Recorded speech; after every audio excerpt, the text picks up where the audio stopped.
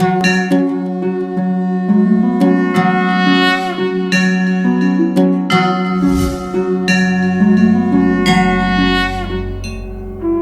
सियाराम मित्रों, R24/7 news channel के माध्यम से अध्यात्म गंगा में मैं आप सभी दर्शकों का हृदय से स्वागत करता हूं। आज इस नवरात्रि के विषय पर आपसे चर्चा करूंगा।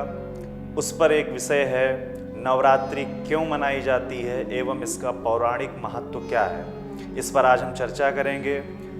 नवरात्रि के विशेष पर पौराणिक कथाएं बहुत सी हमें प्राप्त होती हैं, जिसमें से एक कथा है महिषासुर एवं त्रेता युग में जब भगवान श्री राम रावण पर विजय प्राप्त करने के लिए उन्होंने एक यज्ञ किया था। ब्रह्मा जी ने उनको आदेश दिया था कि एक आप यज्ञ करें, अनुष्ठान करें, विजय श्री प्राप्त करने के लिए माँ शक्ति की उपासना करें। उस समय भगवान श्री राम ने उनकी उपासना की थी। उस उपासना में 108 विशेष नीलकमल से पूजन करने का विधान हुआ था। उसी विधान में जब यह रावण को समाचार प्राप्त हुआ कि भगवान श्री राम हमारे पर विजय प्राप्त करने के लिए ही उन्होंने यह विधान रखा है, तब उन्होंने मायावी शक्तियों के माध्यम से उन 108 कमल के माध्यम से जो पूजन चल रहा था उसमें से एक नीलकमल मायावी शक्तियों से एक नीलकमल का हरण कर लिया था।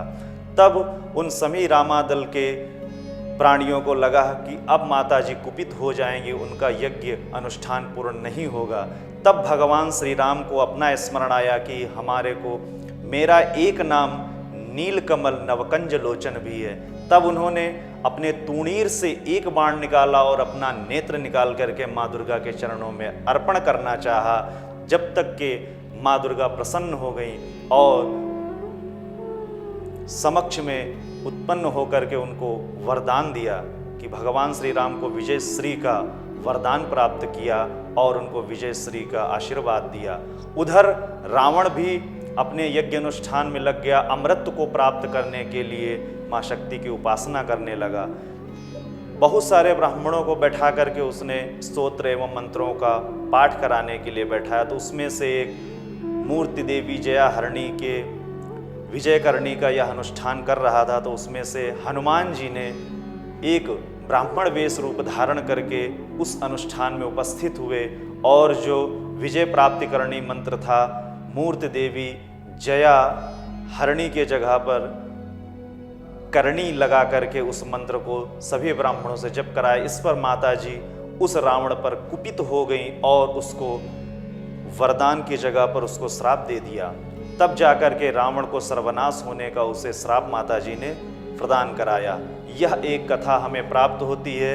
दूसरी कथा माँ चंडिका का है। जब उन्होंने महिषासुर का वध किया था, उस समय माँ चंडी ने जब सारे देवता त्रस्त हो गए महिषासुर के, इसकी कथा इस प्रकार से है कि एक रंभ नामक का दैत्य हुआ था, जिसका पुत्र महिषासुर हुआ।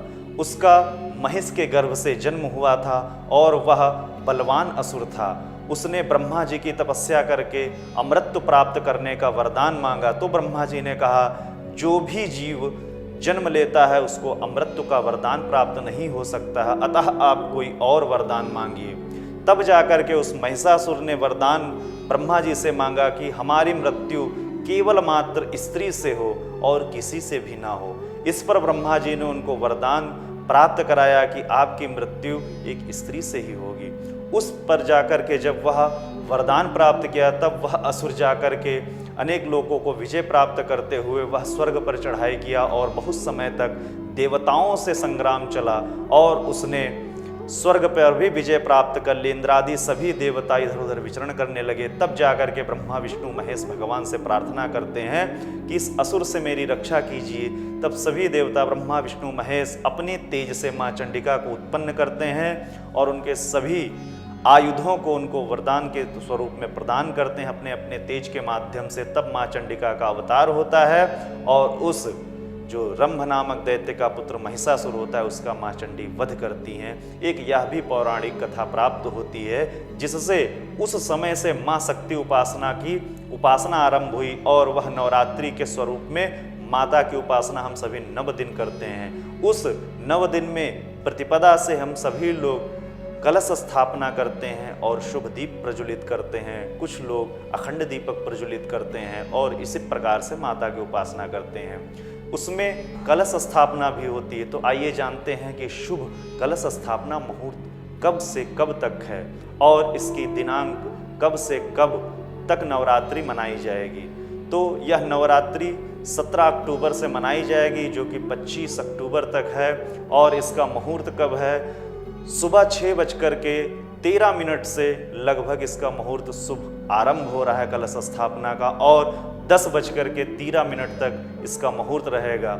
जो भी व्यक्ति इस मुहूर्त में कलश स्थापना नहीं कर सकते हैं वह मध्याह्न काल का अभिजिन मुहूर्त ले सकते हैं, जो कि बहुत शुभ होता है, क्योंकि इसमें भगवान का जन्म हुआ था, इसलिए यह मुहूर्त बहुत ही श्रेष्ठ माना जाता है।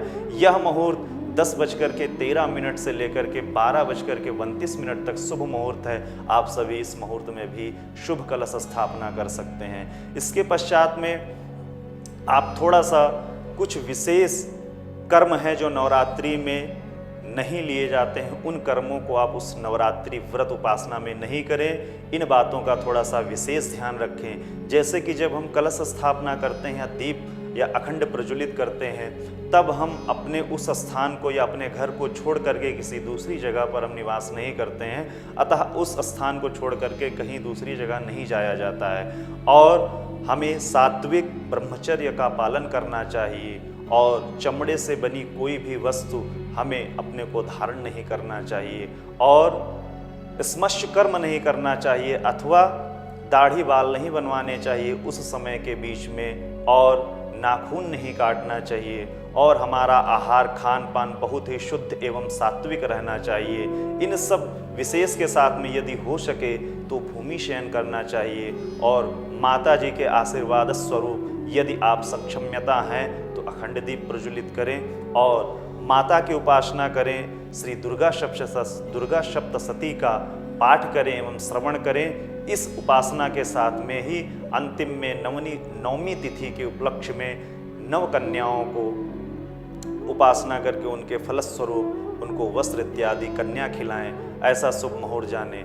नवरात्रि वर्ष में 4 प्रकार की होती हैं, जिसमें से सामान्यतः गृहस्थ के लिए 2 नवरात्रि विशेष हैं, जो कि एक वार्षिकी नवरात्रि है जो कि चैत्र शुक्ल प्रतिपदा से आरंभ होती है, और एक आश्विन शुक्ल पक्ष से आरंभ होती है जिसको शारदीय नवरात्रि बोलते हैं, जो कि अभी 17 अक्टूबर से आने वाली है।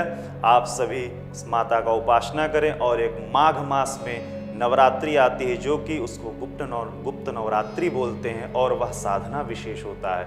यह साधकों के लिए और सन्यासियों के लिए माता की कृपा प्राप्त करने के लिए विशेष होती है।